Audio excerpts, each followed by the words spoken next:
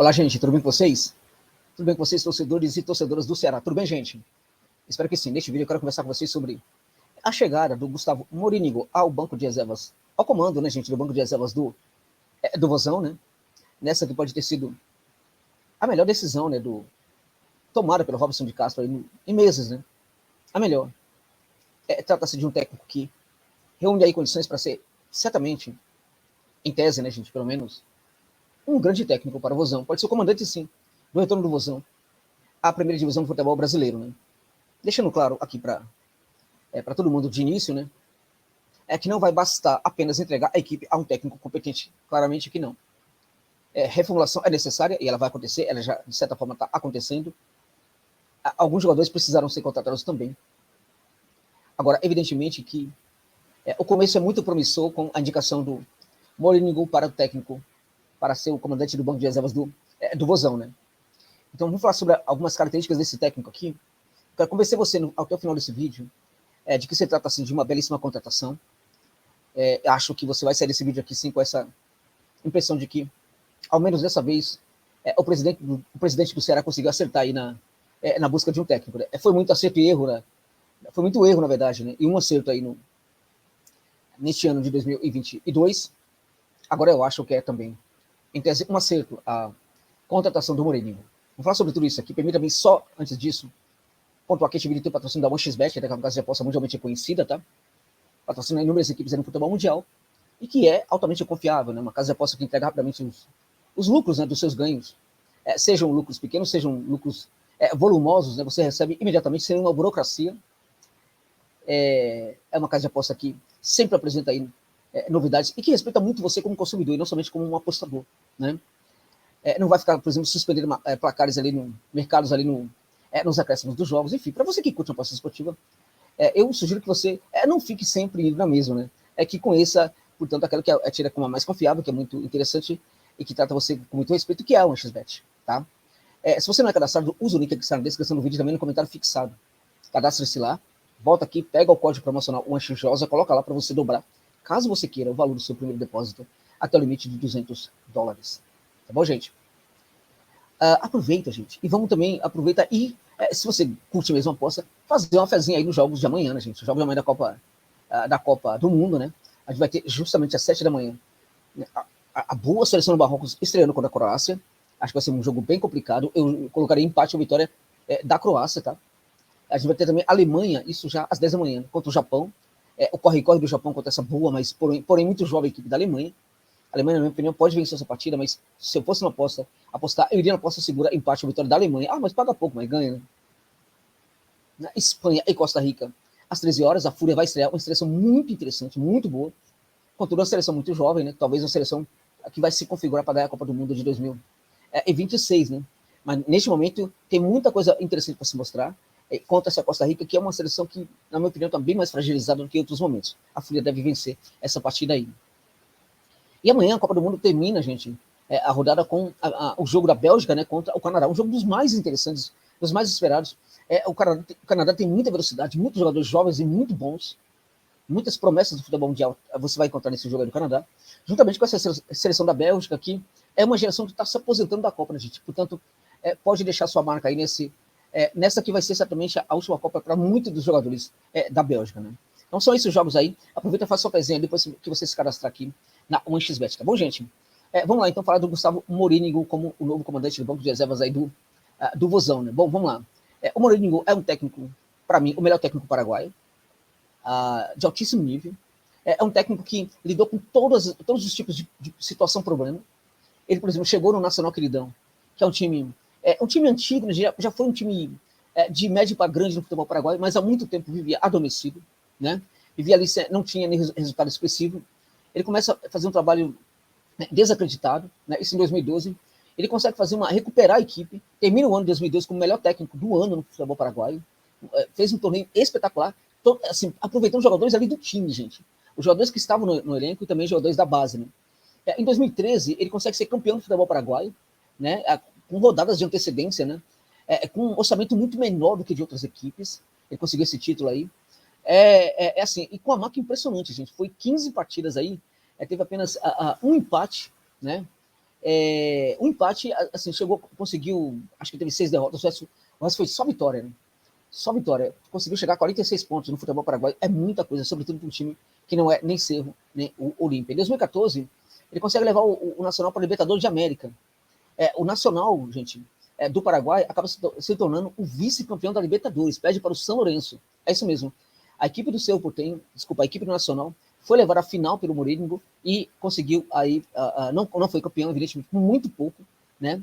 Mas foi uma campanha espetacular dessa equipe que era... Ninguém imaginava, naquele momento, que o Nacional conseguiria chegar a um feito desse. Para vocês terem uma ideia, o Cerro Porteño jamais chegou a uma final de Libertadores de América. O Olímpia chegou a muitas, né? Foi campeão 3 vezes, 4 vezes, na verdade.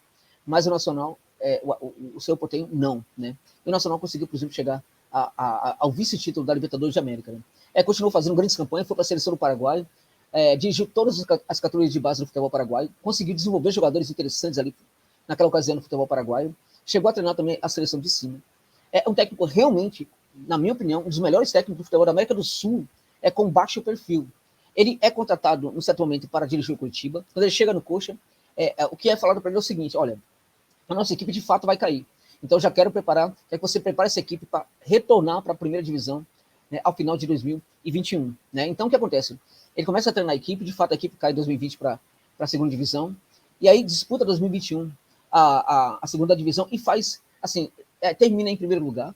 Foi a equipe que conseguiu o primeiro acesso da Série B naquela ocasião, com sobra, e também foi a equipe que subiu, gente, mostrando que tinha uma condição de permanecer na Série A. Porque não é qualquer coisa hoje uma equipe ser promovida para a Série A e permanecer na Série A. Então, quando o Coxa foi promovido para a Série A naquela ocasião, eu fiz um vídeo no meu canal falando, inclusive, que o Coxa era, de todas as equipes que estavam subindo, era aquela que mais tinha condição, por exemplo, de permanecer na Série A em 2022, mesmo tendo o Botafogo ali no meio daquelas equipes que subiram. E, de fato, na minha opinião, se não fosse o dinheiro que o Botafogo acabou encontrando ali por causa da SAF, o Botafogo não ficaria na primeira divisão. O Curitiba sofreu demais ali, mas conseguiu permanecer. No fim das contas, o Morínigo acabou saindo do Coxa, né, porque a pressão foi muito grande. Né, quando as dificuldades da Série A começaram a aparecer, né, os dirigentes do Coxa não conseguiram fechar as portas, né, para a pressão que vinha de fora e também de alguns dirigentes dentro do clube. Né. Então, a situação era muito difícil, era muito tensa, sobrava tudo para o técnico, os jogadores eram vendidos o tempo inteiro. Não tinha uma semana que um jogador não saía do Curitiba. Né, e com essa equipe aí, ele estava sofrendo demais, mas no fim das contas, ele acaba saindo do comando do banco de reservas do Coxa, mas no fim das contas, o Coxa acabou ficando na primeira divisão. E não ficou porque no final teve uma recuperação. Não. Só conseguiu permanecer na primeira divisão por causa da campanha feita enquanto o Morínigo era o seu técnico. Então, a gente está falando, portanto, de um técnico que treinou a equipe na Série B, treinou a equipe de todos os tamanhos, né? Lá no futebol do Paraguai, treinou a equipe, chegou a treinar também o Cerro Porteño, a seleção do Paraguai. Né? Então, é um técnico muito experiente, com baixo perfil, que, na minha opinião, é o técnico ideal neste momento para ser o comandante do banco de reservas do Vozão. Né? Ele gosta do 4-2-3-1, né? O 4-2-3-1 com a chegada muito forte ao campo de ataque. Essas transições têm que ser muito eficientes, muito rápidas, muito aceleradas, muita intensidade. Né? Então, claramente, a gente olha para o elenco e a gente percebe que a gente não sabe como é que vai ser esse elenco do Vozão. Né? A gente não sabe como é que vai ficar depois da reformulação. Mas esse elenco vai precisar, evidentemente, ter alguns jogadores jovens ali, de velocidade, né?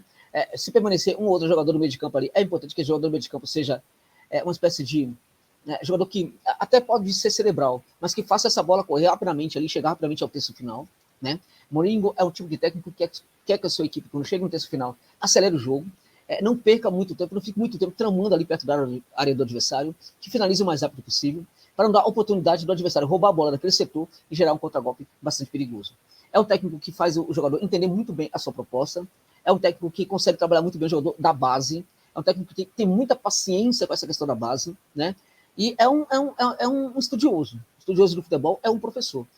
Como eu disse, a forma da equipe jogar não é uma forma de jogar com a posse de bola, também tampouco é uma equipe que vai priorizar os aspectos defensivos, é um modelo híbrido, que ataca quando precisa e também defende quando precisa. O Morínigo é um técnico de tanta qualidade que ele consegue chegar num clube e se ele encontrar um elenco com perfil ali para tocar muita bola, para ter a posse de bola, ele vai saber trabalhar a equipe nesse sentido. Ele vai priorizar esse tipo de performance na equipe em que ele chegar. Agora, se ele perceber, por exemplo, que o elenco é muito confuso, é muito mal formado e tem algumas questões ali, e é sobretudo voltado ali para o jogo defensivo, ele vai armar a equipe sobretudo defensiva, o que não significa que essa equipe defensiva vai o tempo inteiro ficar só defendendo. Assim como também não significa que se ele armar uma equipe mais ofensiva, que essa equipe vai ficar somente, quase o tempo inteiro, no campo de ataque. Ele é um técnico que tende a se acostumar aos processos, ao elenco que chega, ele tende também a passar a conhecer, né? Ele estuda as dificuldades que a sua equipe vai ter na temporada, estuda profundamente os adversários, para gerar sempre um contraveneno diante desses adversários da sua equipe. No caso, a partir de agora, da equipe do Vozão. Gente, pode dar certo, pode também não dar certo. Evidentemente que uma reformulação é necessária, não dá apenas para ser o Mourinho, ele sozinho não vai conseguir fazer milagres, o Robson vai ter que fazer mais coisas aí também, o Robson e outros dirigentes aí, né, já que ele não vai sair, né, que pelo menos ele faça algumas outras coisas, que ele não atrapalhe pelo menos, que ele não coloque muito dedo aí no trabalho do Mourinho, que ele, enfim, deixe o cara trabalhar, porque o cara realmente sabe o que faz, né. Então, que ele não terceira, que ele não atrapalhe muito, né, já que ele vai ficar num cargo aí, que ele pelo menos não atrapalhe muito, né, porque senão a coisa pode desandar. É um técnico que ele pode fazer as coisas funcionarem muito bem rapidamente, mas a depender das dificuldades que ele encontrar na equipe do Ceará, ele pode ter aí, precisar de um tempo maior, por exemplo, para fazer com que as coisas caminhem para um lado muito bom. Não significa que a equipe vai começar a perder o tempo inteiro, não estou falando disso, mas eu estou falando que pode demorar um pouco mais para a coisa ficar tão boa como os torcedores querem. Então, neste momento, é muito importante que o dirigente tenha paciência com o técnico, caso ele precise desse tempo sim, né?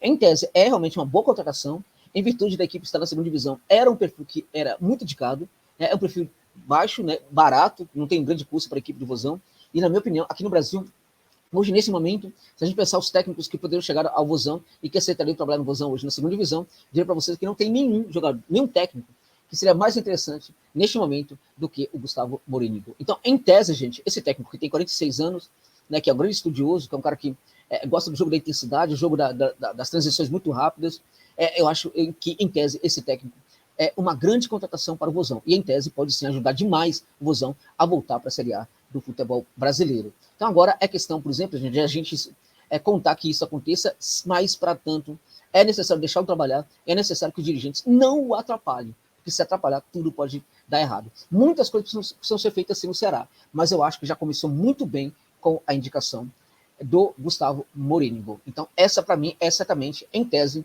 uma das melhores decisões que o Robson de Castro tomou no ano de 2022, à frente do comando ali da presidência do Ceará Esporte Clube do Vozão. Tá bom, gente?